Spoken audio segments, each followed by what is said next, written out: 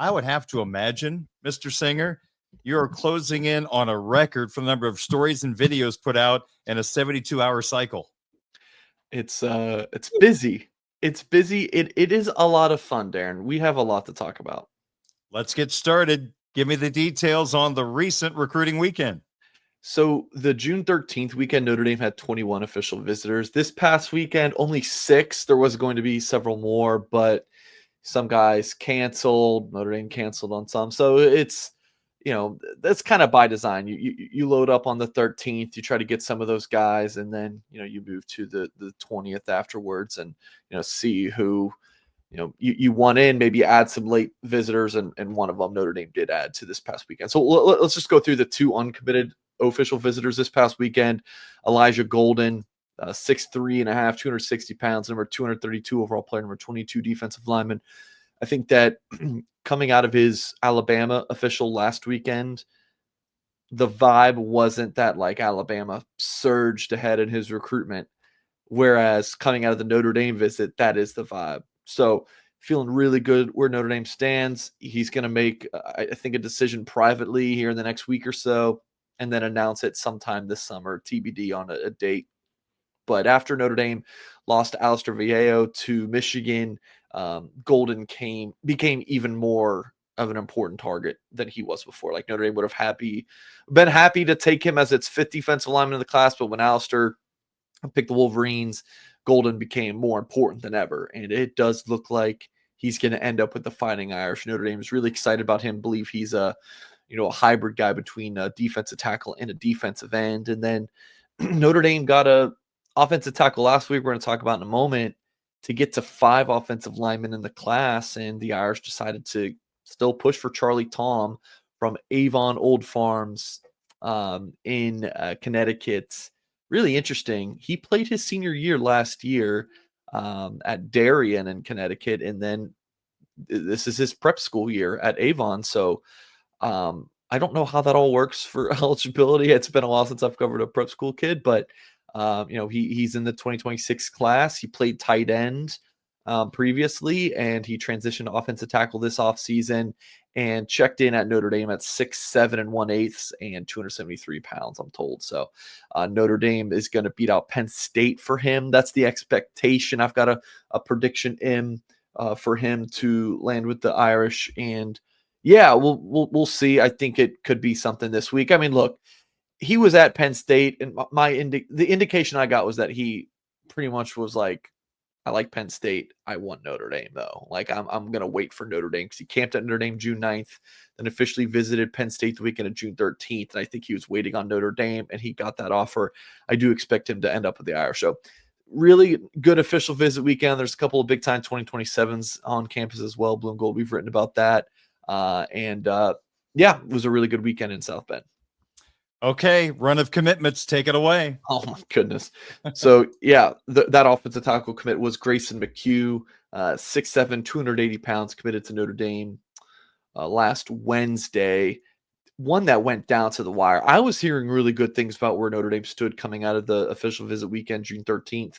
But, other sources I talked to thought he was leaning Penn State. And I think that he was close. And then I think he had some kind of epiphany or come to Jesus. I don't know. But on Tuesday morning of last week, I'm told that, he called Notre Dame up and committed, and then announced it the next day, if I'm recalling that correctly. So Penn State really not happy about how this one ended up. They, this was their more of a long time target for them. And I think they kind of thought that they had a hidden gem, and Notre Dame scooped up Grayson Mchugh. So that was a big deal. Notre Dame also beating out Penn State for Kari Adams. Can't let Michigan off the hook either. Michigan, wanted Kari Adams, and he visited there. But, Irish stuff in Michigan and locker for Kari Adams. 6'1", 6'2" range, 180 pounds, on 3 and 24/7. Have him as like a borderline 5-star prospect.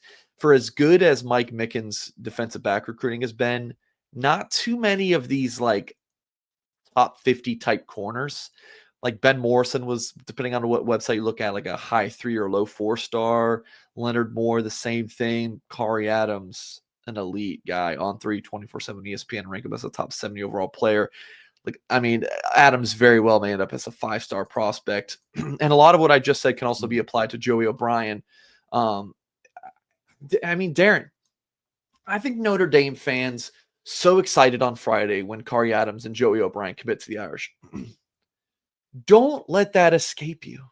Just don't. Don't now in September when Notre Dame's gone a while without laying a commitment, be like, oh, man. And then it's December and Irish fans, if you're thinking, oh man, Notre Dame's finished the class week, excuse me. Don't do that. Notre Dame landed Kari Adams and Joey OBrien. I mean, Joey OBrien's a 5-star by 24/7. He's the nation's number 40 overall player, number 5 safety, according to the On3 industry ranking. Committed to Notre Dame this past Friday over Michigan, Oregon, Clemson, Penn State. This kid could have gone anywhere. He legitimately could play corner, safety, or wide receiver at a high level. I don't want to throw a crazy comp out, but I don't think it's that crazy. Like, I've heard from some coaching staffs, not even at Notre Dame, that's like Travis Hunter. Like that this kid has that type of two-way skill. Like Joey OBrien is a freak. Like he is, I mean, 6'4", 180, doesn't have like the best top end speed, but he's more of a strider. Think Kyle Hamilton. Like Kyle Hamilton at the combine, was like, oh man, he doesn't run the best 40. Put it on Kyle Hamilton. Watch him on Sundays. Wow. Joey OBrien's, he's got some of that. Like he's a complete football player. I mean, this is, I just can't emphasize this enough. Like these super high profile recruitments, you're talking about Oregon, Clemson, Penn State, you're going all over the country. And what I'm saying about Joey OBrien fits with Kari Adams too.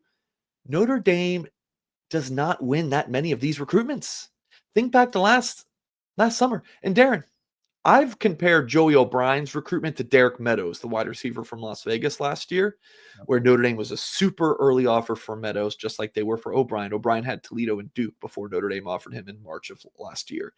And Meadows blew up, a national recruit, 5-star caliber prospect. And Notre Dame lost that one to an SEC school. You easily could have seen that with Joey OBrien. But Notre Dame is just recruiting at a different level. And you might say, why is that? There's so many different factors. The coaching staff's clicking, another year for Mike Mickens crushing it on the recruiting trail and putting guys in the NFL. The national championship run definitely helps. There's a strong brotherhood in this class. But Notre Dame is, I mean, they have the potential. And I don't want to go overboard on this and build up too much. I mean, look at that catch for folks watching on YouTube. I don't want to build up too much excitement or hype. But between Adams, Joey OBrien, Ebenezer Uatade, those are all borderline 5-star guys who are committed to Notre Dame. Rodney Dunham is a 5-star type guy. They potentially could get Ian Premer, who could be the nation's number 1 or 2 tight end in the country. Notre Dame battling Kansas State and Iowa State for him. He's from Great Bend, Kansas. He could end up being a 5-star. There's a potential for Notre Dame to sign like multiple 5-stars, like 4 to 5. I mean, this is a pretty special group that the Irish have. And then on Monday, Notre Dame landed Preston Fryel, number 17 tight end in the country per On3, just one slot away from being a 4-star. The number 16 tight end is a 4-star, and wrote a story when he committed with On3 director of scouting and rankings, Charles Power, really raving about him. So I'd recommend you reading that story at Blue and Gold. So Fryel, I think is a really nice talent. First tight end commit of the class.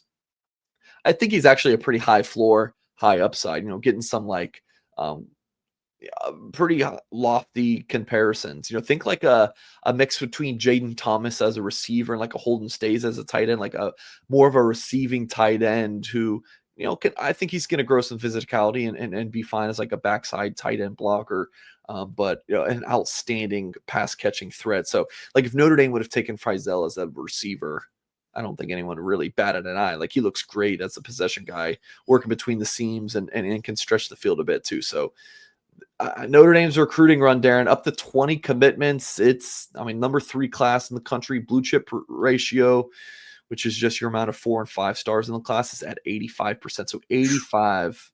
So that's what 17 to 20 of Notre Dame's commitments, ranking as 4 or 5 stars. That's like anything over like 50 or 60 is pretty darn good.